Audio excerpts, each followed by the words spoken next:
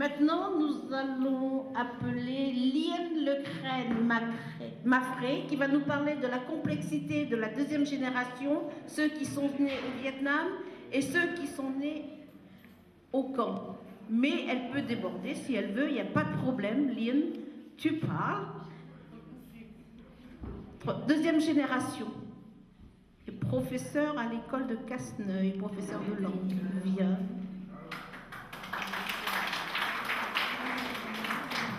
Génération en bloc. Il faudrait voir 3 tranches qui correspondraient à 3 tranches d'âge. Voilà. La première, ce sont les gens qu'on appelle encore Tché ou Aïn par respect. Parce que bon, ça c'est compliqué, ce sont les relations entre personnes, relations sociales. Il y a un code comme le code de l'honneur, c'est un code de la politesse. Et en Asie, on tient beaucoup à la politesse, même pour manger, même pour s'exprimer, tout. Donc, on appelle encore un Tché. Ces gens de la deuxième génération, les premières tranches. Alors, qu'est-ce qui s'est passé? Ils sont arrivés, ils avaient au moins 14 ans, 15 ans, sinon plus. Donc, les garçons étaient, pour la plupart, partis soit faire des études, soit travailler, soit les enfants de trou, les fameux enfants de trou. Et les filles sont restées à la maison avec les mamans. Et elles avaient pour tâche, n'est-ce pas, de seconder les mamans qui avaient au moins 7 ou 8 petits frères derrière. Donc, c'était les secondes mamans. Alors, on pourrait dire que pour cette génération, cette tranche de génération, eh bien, la transmission, elle a été faite au Vietnam directement, aussi bien pour la langue que pour la gastronomie, que pour les règles, n'est-ce pas, qui régulent la société. Pour eux, il y aurait eu moins de problèmes. Mais après, je parlerai d'un autre problème à la fin. Pourtant, ça a été la transmission, une certaine transmission a été sabotée dès le Vietnam à cause de la colonisation. Ça, c'est encore un autre aspect, mais j'en parlerai à la fin. La deuxième tranche, ce seraient des gens qui auraient maintenant 67, 70 ans. Eh bien, les grands étant partis, les aînés étant partis, ceux-là sont restés les aînés des petits. D'accord? Et là, c'était plus difficile parce qu'ils étaient à un âge qu'on appelle l'âge moteur, ils avaient envie d'apprendre, ils avaient besoin de s'adapter à la France, aux nouvelles règles, parce qu'on leur avait dit avant leur départ, attention, il faut mériter d'aller en France, vous êtes les élus, les autres ils vont rester, ils vont mourir là avec les communistes, on va les écouter, vous partez en France, vous avez vraiment de la chance, donc il faut mériter digne. Bon, d'accord, on va être digne. Alors ceux-là se sont occupés, tout en apprenant, tout en étudiant, se sont occupés des petits, ils ont aidé les mamans, et en même temps, ils ont fait réciter les leçons, les tables de multiplication et tout pour les petits. Seulement, quand ils sont allés au collège, à l'école à Saint-Ivoire, on leur a interdit de parler vietnamien. Bon, ça ne fait rien, ils étaient punis, et ça ne fait rien, parlaient quand même, et moi je sais que je me suis pris des heures de colle parce que j'ai répondu, monsieur, ce soir à 5 heures, nos mamans ne parlons pas français, nous parlerons vietnamien, et même on mangera avec des baguettes. Alors là, je me suis fait prendre 4 heures de colle, très bien. Et on a apporté nos jeux au collège, les volants, le jeu de volant avec corde, et tout ça, on a tout joué. Et on nous apprenait à jouer au ballon prisonnier. Et en 2 minutes, il y avait un camp de Viet, comme on dit, et un camp de Français. Bon. Et à la cantine, au bout d'une semaine, il y avait une table de Viet, de 8, et puis les autres Français, ils mangeaient ensemble. C'était toujours comme ça. On tenait à notre identité. Voilà. Ça c'est bien. Bon. Et après, il y a la troisième tranche, qui sont arrivés bébés, dans le cas de Nina, 2 ans, 3 ans, alors 4 ans. On aurait pu croire, paradoxalement, on aurait pu croire que ces enfants-là, ayant démarré une scolarité tout à fait normale, entre guillemets, tout à fait classique dès le CP et tout ça, ils auraient mieux réussi. Ça n'a pas toujours été le cas parce qu'ils n'ont connu que le camp. Ce qu'ils ont dit, ils n'ont connu que le camp. Et j'ai été très étonnée de retrouver ces mêmes personnes, maintenant, ces dernières années, ayant divorcé, le mari et la femme sont revenus s'installer dans la région. Je dis, mais attendez, d'accord, vous avez des enfants et tout, vous avez fait votre vie, pourquoi vous êtes revenu? Ah ben parce qu'on n'a pas d'autre référence que le camp. Là, ça m'a interpellé un petit peu, mais enfin, chacun son histoire. Hein. Bon. La troisième génération, alors là, je pense que c'est la plus riche, parce qu'ils ont déformé le langage. Alors, ils ont un langage, on s'est aperçu hier. Voilà. Bon, on y reviendra après. Et alors, l'âge où l'imaginaire est fabuleux chez les enfants. Ils se sont inventés un passé, une histoire, une géopolitique, je sais pas, ils ont tout inventé, mais génial, hein, vraiment. Et maintenant, ils ont besoin de se retrouver tous les ans, tous les étés ensemble, pour revivre ça. Et moi, ça fait depuis cette semaine, bon, tous les soirs, je viens avec eux. J'ai fait gloops, parce que j'ai découvert un camp que je n'ai jamais connu, je ne pensais pas. Je ne pensais pas que ça existait, ce camp-là. D'accord? J'apprends, alors tous les jours un peu. Alors Nina me dit toujours, tu tiens le choc. Je dis, je ne vais pas dormir en 2 heures ce matin, donc je vais essayer. J'ai réfléchi, et puis le bouquet, c'est quand j'ai animé ces ateliers de langue et de culture. Ils ont été des élèves super.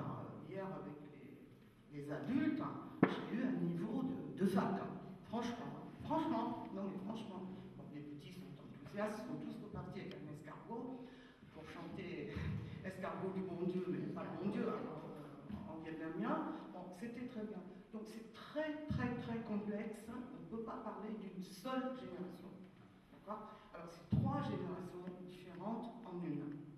Alors, les grands, comme on dit, et je vous dis, il y a eu les enfants de trop. Alors, bien sûr, tout le monde dit, oh, qu'est-ce qu'ils sont, ils sont formidables, ces enfants de Catherine, ils sont intelligents, ils ont bien réussi. Mais réussi comment? Réussi socialement, certes. Ils ont beaucoup de diplômes. La preuve, nous avons une 3e génération de psychiatre qui va nous analyser et tout. Voilà. Bon, etc. Mais là, on s'est aperçu que, justement, les gens de cette 2e génération, mais 3e tranche, ont des problèmes, parce qu'il y a des non-dits, n'est-ce pas? Il y a des souffrances qui sont remontées à la surface, et c'est pour ça que maintenant ils reviennent, la plupart, ils reviennent ici, au début, pour s'occuper de leur maman, et leurs mamans sont partis, ils sont restés, et ils se retrouvent entre eux. Je trouve que c'est aussi bien, mais donc, les 3e générations, s'il vous plaît, ne culpabilisez pas vos parents s'ils ne vous ont pas appris le vietnamien. Parce que, contrairement à d'autres communautés ethniques, nous sommes mélangés. Ce sont des couples mixtes. Ce n'est pas évident de parler vietnamien tout seul. Bon, d'accord? Un des 2 parents. Bon, en plus, on nous dit, ce n'est pas poli de parler vietnamien devant les gens qui ne comprennent pas. Alors, comme nous sommes des gens très polis, nous avons écouté. Alors, vous ne culpabilisez pas vos parents, s'il vous plaît. Ils ont fait ce qu'ils ont pu. Bon, maintenant, la culture passe aussi par la bouffe. Donc, vous avez appris à manger, Nadège a dit tout à l'heure, du riz et des nems. Bon, alors, hier aussi, il a fallu rééduquer la bouffe. Parce que comment se tenir à table, qu'est-ce qu'on mange. Il y a une tradition, les Français qui viennent là, d'ailleurs, ce soir, ils vont manger, etc. Je ne veux pas critiquer, je n'ai pas d'action dans les restaurants, mais enfin, ils mangent plutôt ce qu'on appelle la street food, hein, la nourriture de la rue, qui est devenue très à la mode actuellement, je vous signale, hein, en France. Alors que c'est une coutume ancestrale au Vietnam. On mange dans la rue, mais on mange en dehors des heures de repas.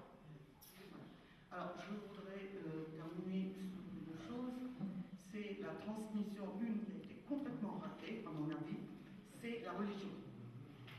Je ne suis pas nonne, je n'ai rien d'une nonne d'ailleurs. Bon, alors, c'est la religion. Tout à l'heure, je vous disais que la 2e génération, première tranche, elle a été sabotée, la transmission a été sabotée au Vietnam pour la bonne raison que pour aller à l'école, il fallait aller chez les sœurs. Il y avait Sainte-Marie, le couvent des oiseaux, Notre-Dame des Couverts, tout le monde y est passé. Alors, on inscrit, on triche un peu sur l'âge parce qu'on est trop vieille, mais ça ne fait rien. Et puis, on s'appelle, on a des prénoms, Gabriel, toutes des Maries, machin, bon, et toutes les Maries, oui. C'était la mode aussi en France, bon, et donc pour pouvoir aller à l'école. Et à l'école, comme c'était les bonnes sœurs, mais interdiction de parler français, et puis bien sûr la religion catholique. Il n'y a que la religion catholique qui compte. Alors on a oublié le reste, et on m'a dit, mais vos mamans elles étaient drôlement tolérantes, elles étaient bouddhistes, elles ont accepté que vous soyez catholique. Bien sûr, parce que pour les mamans, il y avait un mot que j'entendais tout le temps, c'est Dömlai. Dömlai, ça veut dire avenir. Je veux un avenir pour mes enfants. Donc, elles acceptaient tout, elles étaient résignées, elles acceptaient même de les faire baptiser. Il y en a certains, je ne sais pas si s'en souviennent, dans le camp, qui ont été baptisés 2 fois.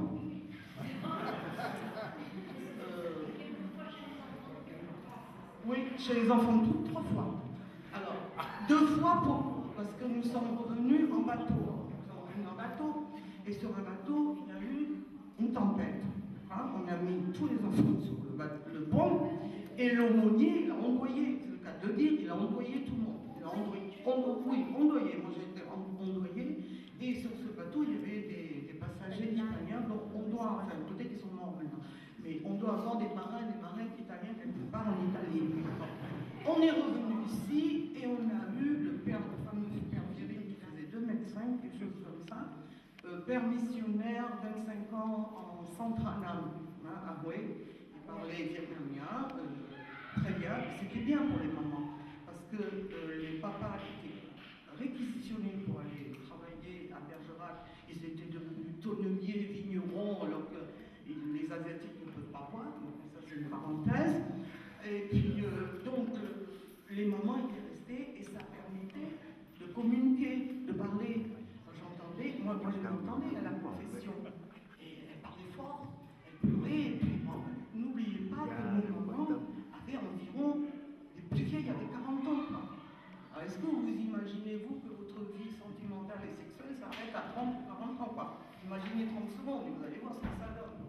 Alors elles étaient là avec une ribambelle d'enfants, hein, à s'occuper à la maison, et puis il faut les faire manger, c'est pour ça que les grandes sœurs s'en occupaient beaucoup.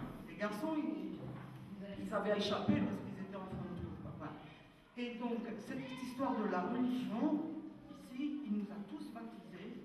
Alors quoi, en l'espace de 2 ou 3 ans, on a eu la communion, on a eu la communion solennelle des chrétiens, des robes, et puis il y a eu l'évêque, Monseigneur, qui était venu. On a eu une petite tape sur la joue, on était confirmés.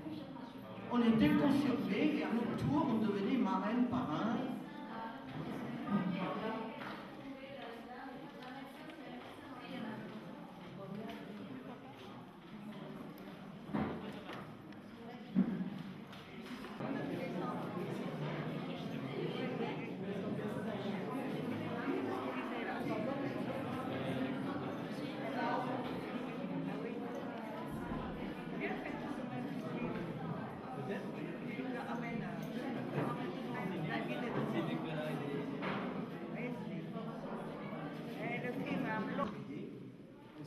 Et on a continué à faire comme les gens faisaient en France, parce qu'il fallait suivre.